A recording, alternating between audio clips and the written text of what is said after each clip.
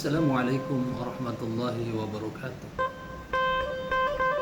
Alhamdulillah, alhamdulillahi rabbil alamin.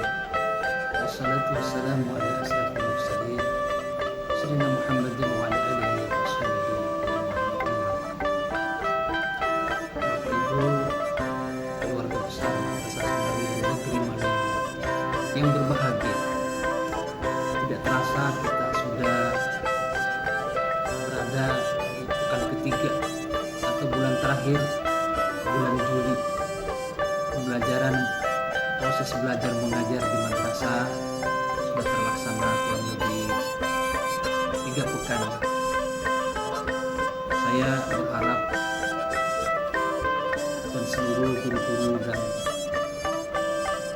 seketika madrasah berharap semoga pandemi ini segera berlalu dan kita masih menunggu lagi surat edaran baik dari provinsi maupun dari pemerintah setempat bagaimana pelaksanaan KBM selanjutnya, apakah sudah bisa kita masuk.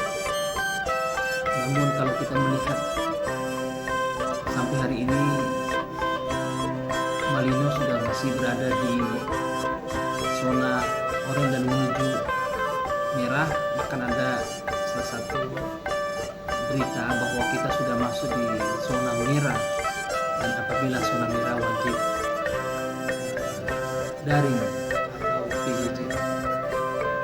Oleh karena itu kami selalu berterima kasih kepada seluruh orang tua dan anak-anak di rumah atas kerjasamanya terus menerusnya selalu dibangun bersama dengan guru-guru yang ada, bersama dengan wali-wali kelasnya untuk senantiasa belajar dari rumah. Dan bagaimanapun juga kita berharap secepat mungkin ujian COVID-19 ini segera berakhir dan kita bisa kembali belajar normal seperti biasa. Pemirsa, orang tua siswa di rumah yang berbahagia, baru-baru saja tanggal 23 Juli yang lalu itu adalah Hari Anak Nasional.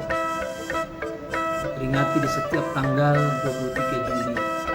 Hal ini menunjukkan bahwa kita sebagai orang tua dan lingkungan dalam tumbuh kembang anak kita itu menjadi prioritas.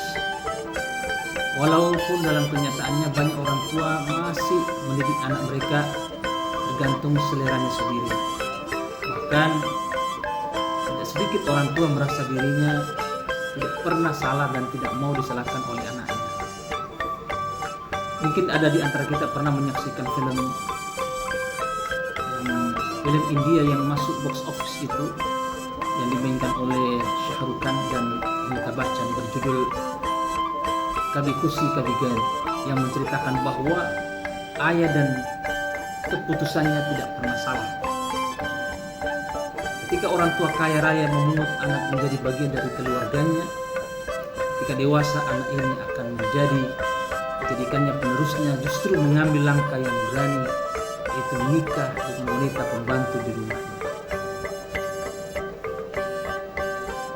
Kebencian terus bertahun-tahun di mata sang ayah, yang salah hanya anaknya sendirinya tidak melakukan kesalahan. Sampai akhirnya sang istri memberikan pernyataan bahwa suami dianggap dewa, namun jika suami justru memisahkan anak dan ibunya, bukanlah dewa. Kisah ini dalam film tersebut, kenyataan hidup tentu saja tidaklah sama, namun tidak menutup kemungkinan bahwa itu pun bisa terjadi pada keluarga-keluarga Indonesia.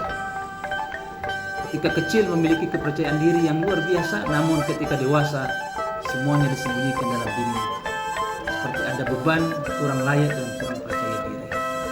Oleh karena itu, Bapak Ibu yang dirahmati oleh Allah Subhanahu wa Ta'ala, mari kita terus-menerus bekerja sama memperhatikan anak-anak kita dalam sebuah parenting disebutkan bahwa ada 3 hal yang harus difokuskan untuk mencetak anak-anak kita agar menjadi manusia yang hebat dan di atas rata-rata. Yang pertama adalah berhentilah membandingkan anak. Ini langkah yang pertama. Jangan sampai di antara mereka yang bersaudara tidak banding-bandingkan. Kebanyakan orang tua ingin memiliki semuanya seragam dan sama. Anak pertama dan kedua sama pintar dan berprestasi. Jika salah satu dari keduanya berbeda secara tegas mengatakan, kamu bisa gak sih seperti kakak, atau bisa gak sih seperti adikmu yang rajin dan pintar. Sikap membandingkan ini dianggap biasa dan wajar, padahal dalam usia anak yang sedang bertumbuh otak kanannya, hal ini bisa mengakibatkan seseorang menjadi kurang layak dan kurang percaya diri ketika kelak dirinya dewasa. Karena itu, kalau misalnya anak-anak kita salah satu di antaranya yang mungkin lambat, janganlah membandingkan dengan saudara-saudaranya yang lebih cepat, lebih pintar dan sebagainya. Yang kedua adalah hendaklah orang tua selalu tampakkan wajah bahagia di setiap ada di rumah. Jangan izinkan anak-anak melihat aurat orang tua. Kasihan.